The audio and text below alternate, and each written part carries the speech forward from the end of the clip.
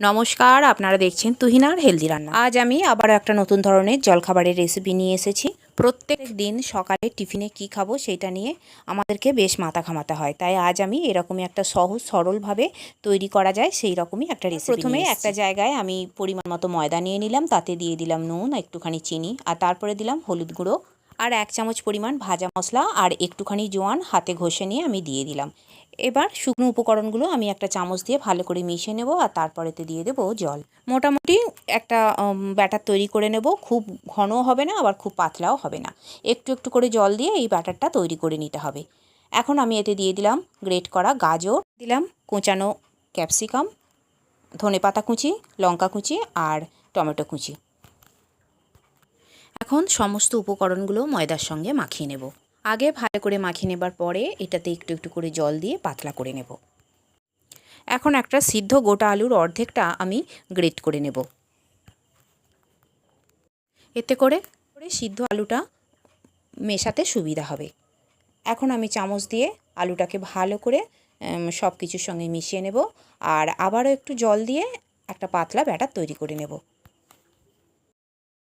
ব্যাটারটা মোটামুটি একটু পাতলা করেই তৈরি করে নিয়েছি, আর এখন আমি এতে দিয়ে দেবো একটুখানি পরিমাণ তো লঙ্কা গুঁড়ো আর 1 চামচের মতো আমার বাড়িতে তৈরি করা চাট মশলা, আর এইগুলোকে চামচ দিয়ে ভালো করে মিশিয়ে নেব। আগে থেকেই গ্যাসে ফ্রাই প্যান বসিয়ে দিয়েছি, আর এখন এতে দিয়ে দিলাম একটুখানি তেল, আর এই তেল ফ্রাই প্যানে ছড়িয়ে দিলাম। তেলটা গরম হয়ে গেলে আমি একটা চামচে করে একটু একটু ব্যাটার নিয়ে ফ্রাই প্যানে আমি বেশ গোল করে ছড়িয়ে দেব। একটু একটু ব্যাটার নিয়ে ফ্রাই প্যানের উপরে দিয়ে দেবো, এমনইভাবে দেবো যেন ঠিক গোল মতো এইটা হয়। এইটা দিয়ে দেবার পর আমি বেশ কিছুক্ষণ অপেক্ষা করব। যখন দেখব ওপরটা বেশ শুকনো শুকনো মতো হয়ে গেছে, তখন আমি এটাকে উল্টে দেবার চেষ্টা করব। খুব ধীরে ধীরে আমি এইটা ফ্রাই প্যানে উল্টে দেব।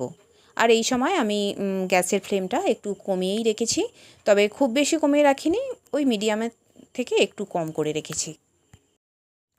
উল্টে দেবার পর একটু চারিদিকে আমি সাদা তেল খুন্তি করে ছড়িয়ে দেব। খুব বেশি সাদা তেল দেবো না, অল্প একটুখানি দিয়েছি। আর এরপর উল্টো দিকটাতে আমি একটু টমেটো সস দিয়ে দিলাম, আর একটা চামচে করে গোটা রুটিটাতে ছড়িয়ে দিলাম। টমেটো সসটা ভালো করে মাখিয়ে নেবার পর আমি এবার খুন্তি দিয়ে এইটাকে ফোল্ড করে নেব। আমি এটাকে মুড়ে দিলাম, আর একটু উল্টে পাল্টে একটু ভেজে নেব। মোটামুটি কয়েকবার উল্টে পাল্টে নেবার পর আমি একটা প্লেটের উপরে এইটাকে তুলে নেব। খুবই সামান্য পরিমাণে তেল দিয়ে আমি এটা ভেজেছি। এইটা তুলে নেবার পরে আমি আবারও একটা চামচ দিয়ে কিছুটা পরিমাণে ব্যাটার ওই ফ্রাই প্যানের উপরে দিয়ে দেব, আর চেষ্টা করব যে বেশ একটু গোল রুটির মতো এটাকে তৈরি করার। একটু একটু করে ব্যাটার দিয়ে এইটাকে একটু বড় করে নেব, আর তারপরে আমি কিছুক্ষণ অপেক্ষা করব। এবারে এর ওপর দিকটা শুকনো হয়ে যাওয়ার পর এটাকে আমি উল্টে দিলাম, আর অপর পিঠটাতে আমি টমেটো সস ছড়িয়ে দিলাম।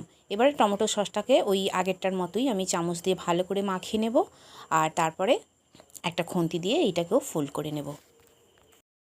সমস্ত রুটিটায় টমেটো সস মাখিয়ে নেবার পর আমি এইটা খুন্তি দিয়ে উল্টে দিলাম, মানে এইটাকে মুড়ে দিলাম। এখন এতে দিয়ে দেবো একটুখানি সাদা তেল, খুবই অল্প পরিমাণে তেল আমি এখানে ব্যবহার করেছি।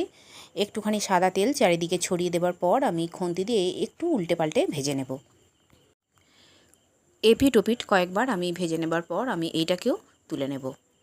আর বন্ধুরা, আমার রান্না যদি ভালো লেগে থাকে, আর যদি নতুন নতুন ঘরোয়া অথচ সুস্বাদু রান্নার রেসিপি পেতে চান, তাহলে আমার চ্যানেলটিকে সাবস্ক্রাইব করুন, আর পাশে থাকা ঘন্টাটি বাজিয়ে দিন, আর লাইক শেয়ার কমেন্ট করতে কিন্তু একদম ভুলবেন না।